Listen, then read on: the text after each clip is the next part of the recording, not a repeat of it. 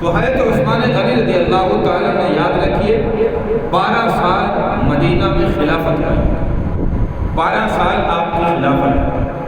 شروع کے 6 سال بڑے اطمینان سے امن سے گزرے۔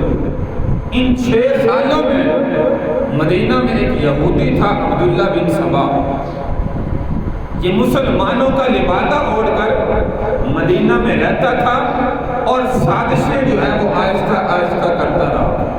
کبھی کسی صحابی کو شہید کیا گیا تو کہا کہ دیکھو حضرت عثمان غنی رضی اللہ تعالیٰ عنہ جو خلیفہ اس وقت ہمارے، یہ ساری اوپر جو ہے وہ تحریر کر کے نیچے حضرت عثمان غنی رضی اللہ عنہ کی جھوٹی مہر لگا دی۔ کہا دیکھو حضرت عثمان غنی رضی اللہ عنہ کے خط موجود ہیں، ان کے دستخط موجود ہیں، ان کی مہر موجود ہے کہ یہ حضرت عثمان غنی رضی اللہ عنہ نے حکم دیا کہ اس کو نعوذ باللہ شہید کر۔ اب کچھ لوگ یقین کر لیتے ہیں لیکن جو پکے صحابہ تھے وہ یقین نہیں کرتے۔ تو اس طرح یہ عبداللہ بن سبا نے مسلمانوں کا لبادہ اوڑھا۔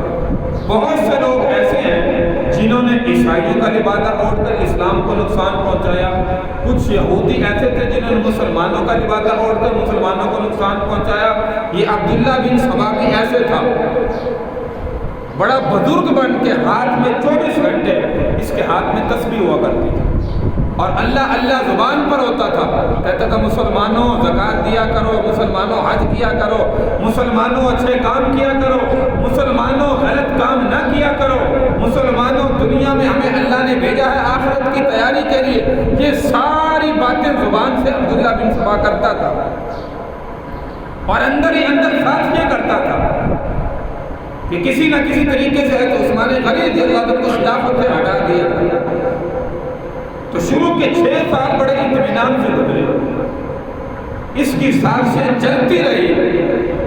6 سال جو دوسرے تھے وہ اطمینان سے امن سے جو ہے وہ نہ گزرے۔ خیر ایک دن وقت ایسا آ گیا، وقت جو ہے وہ کم ہے اس لیے مختصر آپ کے سامنے ذکر کر رہا ہوں۔ 18 ذی الحجہ سیدنا عثمان غنی رضی اللہ عنہ کی شہادت کا دن، اور یہ دن ایسے تھے کہ جب زیادہ تر صحابہ مسلمان جو ہے وہ حج کرنے کے لیے مکہ میں گئے، اور یہ مدینہ کا واقعہ ہے 18 ذی الحجہ، کیونکہ اس وقت جہاز کا تو نظام ہوتا نہیں تھا کہ ایک دن کے اندر جو ہے وہ واپس اپنے ملک میں پہنچ جائے، ایک دن کے اندر جو ہے وہ واپس مکہ مکرمہ میں پہنچ جائے۔ اونٹوں پر سفر ہوا کرتے تھے، بڑے دن لگ جاتے تھے جانے میں اور آنے میں مہینے لگ جاتے تھے۔ آج کل بھی مکہ سے مدینہ میں ہم جاتے تھے، دیکھیے گاڑی پہ 5-6 گھنٹے لگتے ہیں۔ تو اگر اونٹ کتنی رفتار سے چلتا ہے آپ بھی جانتے ہیں، تو اونٹ پر چلیں گے تو کئی دن لگ جاتے ہیں۔ تو مسلمان زیادہ تر صحابہ کرام رضی اللہ عنہم اجمعین حج کے لیے تشریف لے گئے، کچھ گنتی کے صحابہ جو ہے وہ مدینہ میں موجود تھے۔ تو انہوں نے نعوذ باللہ جب خطبہ جمعہ پڑھانے کے لیے حضرت عثمان غنی رضی اللہ تعالیٰ ممبر پر تشریف لائے، خطبہ دے رہے تھے، یہ عبداللہ بن سبا جو یہودی تھا، مسلمانوں کا لبادہ اوڑھا ہوا تھا، اس نے تقریباً اس وقت 800-900 بندے جن کو باغی کہا جاتا، بلوائی کہا جاتا ہے، یہ اس وقت مدینہ کے اندر بلا لی کہ ہم نے آج جو ہے یہ کام اس وقت جو ہے وہ کرنا ہے۔ حضرت عثمان غنی رضی اللہ تعالیٰ ممبر پر بیٹھ کر خطبہ دے رہے ہیں، آپ کے دست مبارک میں وہی عصا مبارکہ ہے جو حضور علیہ السلام جس عصا پر ہاتھ رکھ کر خطبہ دیا کرتے۔ اس کے بعد حضرت ابوبکر صدیق رضی اللہ تعالی عنہ اس لاٹھی کو پکڑ کر خطبہ دیتے تھے۔ اس کے بعد حضرت عمر بن خطاب رضی اللہ تعالی عنہ اس لاٹھی کو پکڑ کر خطبہ ارشاد فرمایا کرتے تھے۔ حضرت عثمان غنی رضی اللہ تعالی عنہ بھی اسی لاٹھی مبارکہ کو پکڑ کر خطبہ ارشاد فرمایا۔ ان میں سے ایک جو ہے وہ یہودی بلوائی کھڑا ہوا اور کہنے لگا ہم حضرت عثمان کو خطبہ ارشاد نہیں فرمایا، اور نعوذ باللہ آپ کی طرف ایک پتھر اچھالا، پتھر آپ کے چہرے مبارک پر لگا، ایک اور آگے بڑھا، اس نے وہ عصا پکڑ کر اس کے جو ہے وہ 2 ٹکڑے کر دیے۔ یہ چند جو بلوائی مسجد نبوی میں داخل ہوئے، نعوذ باللہ حضرت عثمان غنی رضی اللہ تعالیٰ کی داڑھی مبارک کو کھینچ کر اس سے پکڑ کر گھسیٹ کر نعوذ باللہ ممبر سے جو ہے وہ نیچے اتارا اور کہا کہ ہم کسی حال میں خطبہ نہیں دینے دیں۔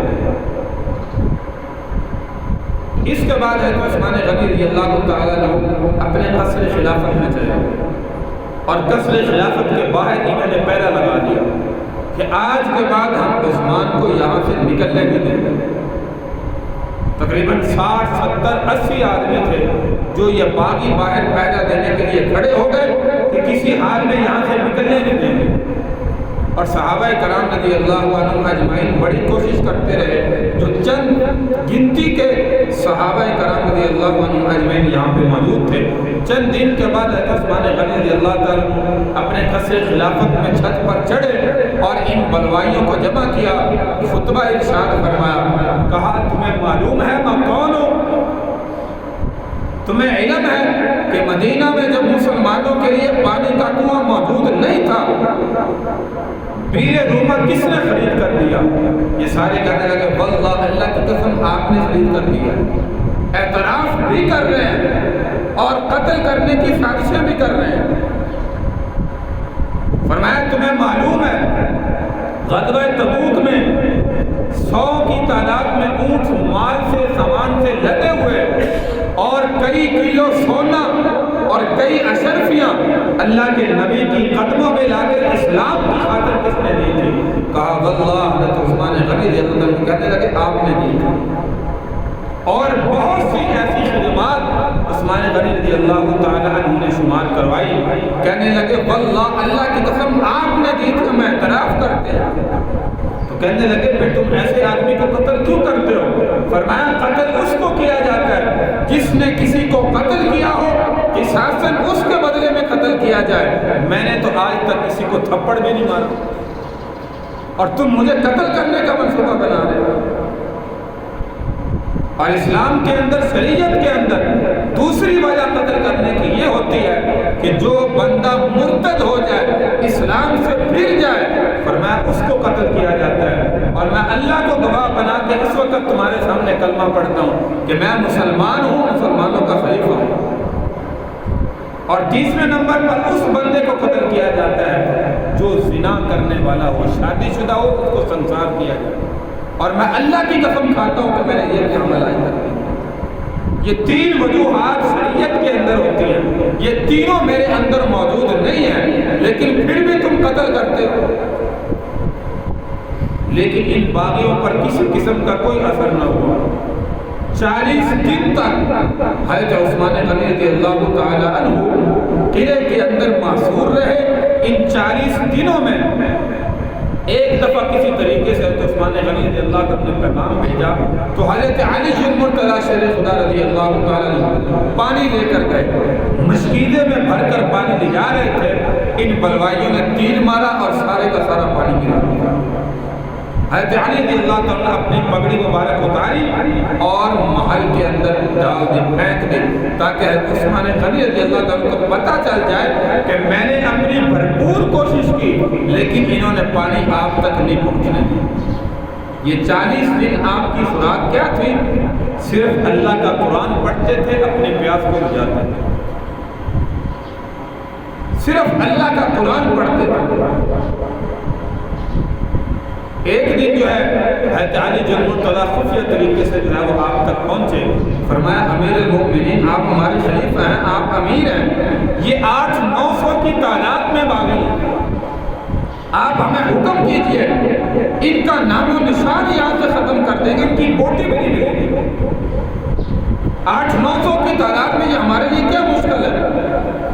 تو حضرت عثمان غنی رضی اللہ تعالیٰ نے فرمایا کہ نہیں بھائی علی، مجھے یاد ہے حضور علیہ السلام نے فرمایا تھا کہ تمہارے اوپر ایک وقت ایسا آئے گا عثمان زندگی میں، اللہ تمہیں ایسی قمیض پہنائے گا جس کو کچھ باغی لوگ، بلوائی لوگ اتارنے کی کوشش کریں گے لیکن تم نے وہ قمیض اتارنی نہیں، یعنی خلافت چھوڑنی نہیں ہے۔ اور اس مدینہ منورہ کے اندر قتل و غارت سے جو ہے وہ بچنا ہے۔ فرمایا اے بہن بھائی علی، ابھی جب آپ آئے اس سے پہلے مجھے جو ہے وہ تھوڑی دیر اونگ آئی، آغوش میں گیا، نیند آئی، اللہ کے محبوب صلی اللہ علیہ وسلم تشریف لائے اور فرمایا کہ عثمان تمہارے لیے 2 راستے ہیں، 2 راستے ہیں۔ ایک راستہ یہ کہ تم ان کے لیے بد دعا کرو اللہ ان کو زمین کے اندر یہیں پر دھنسا دے، ان کا سب کا نام و نشان ختم ہو جائے گا۔ اور دوسرا راستہ تمہارے لیے، اس پر صبر کرو، صبر کرو گے انشاءاللہ اس کا اللہ جو ہے وہ بدلہ عطا فرمائے۔ تو عثمان غنی رضی اللہ عنہ نے فرمایا میرے بھائی علی، میں دوسری رائے کو پسند کروں گا، میں صبر کروں گا، میں مدینہ میں قتل و غارت کی، خون دینے کی اجازت نہیں دے سکتا۔ اللہ نے کلام مجید میں اس شہر کی قسمیں کھائی ہیں، اس کے امن کی قسمیں کھائی ہیں، لا اقسم بہذا البلد وانت حل بہذا البلد، فرمایا میں اللہ کے نبی کے مقدس شہر میں قتل و غارت کی کبھی کسی کو اجازت نہیں دے سکتا۔ تو حضرت علی المرتضیٰ رضی اللہ تعالیٰ یہاں سے مایوس ہو کر جو ہے وہ چلے گئے، اور اس وقت فرمایا کہ اللہ کے محبوب خواب میں آئے، مجھے سینے سے لگایا اور فرمایا کہ عثمان آج تم نے روزہ رکھا ہے، فرمایا افطاری انشاءاللہ عالم برزخ میں میرے ساتھ آ کر، فرمایا اللہ کے نبی نے مجھے خوشخبری دی ہے، اس سے معلوم ہوا کہ میری شہادت کا وقت ہے۔ تو آپ عصر سے پہلے جو ہے کلام مجید فرقان حمید اپنے محل کے صحن میں قصر خلافت میں آ کر آپ نے کھولا، پہلے سپارے کی تلاوت سے فرما لی، کرتے کرتے آخری سپارے تک پہنچے کہ بلوائی دیوار پھلانگ کر اندر داخل ہوئے، اور آتے ہی سینے کے اندر جو ہے وہ نیزے مارنے چھوڑا۔ 40 دن بھوک پیاس کو برداشت کر رہے ہیں، اتنا بڑا ظلم جو ہے وہ کہیں پر نہیں، سینے میں آ کر سلاخیں اتار دی، نیزے مارنے شروع کر دیے۔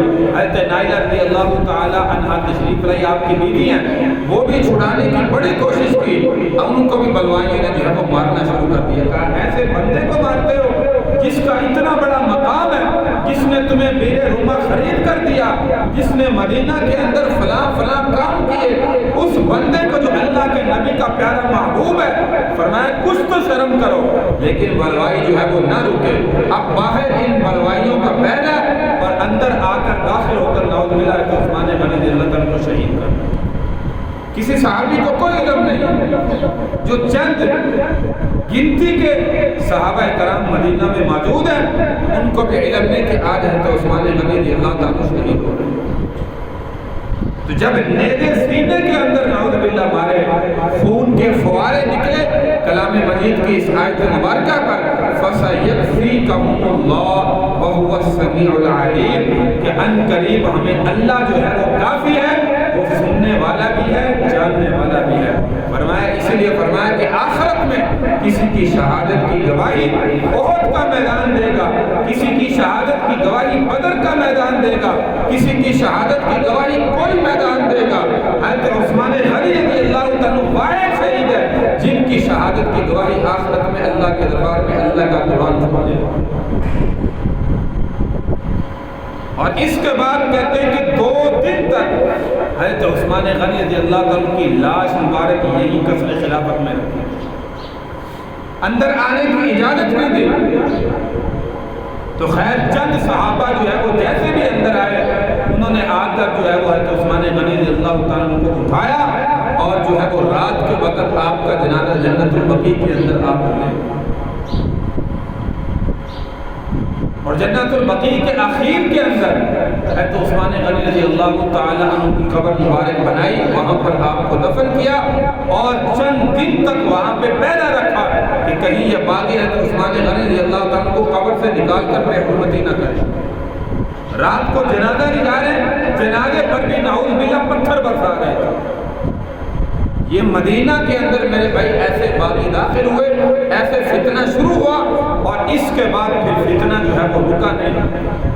آپ جانتے ہیں کوفہ کے اندر ہے علی المرتضیٰ خلیفہ چہارم رضی اللہ تعالی عنہ کو بھی شہید کیا گیا، حضرت حسن کو بھی زہر دیا گیا، اس کے بعد حضرت حسین کو میدان کربلا کے اندر شہید کیا گیا۔ یہ ساری سازش یہودی ان عبداللہ بن سبا کی اور اس کے پیروکار جتنے تھے، یہ سازش پھیلتی گئی، یہ سازش جو ہے وہ رکی۔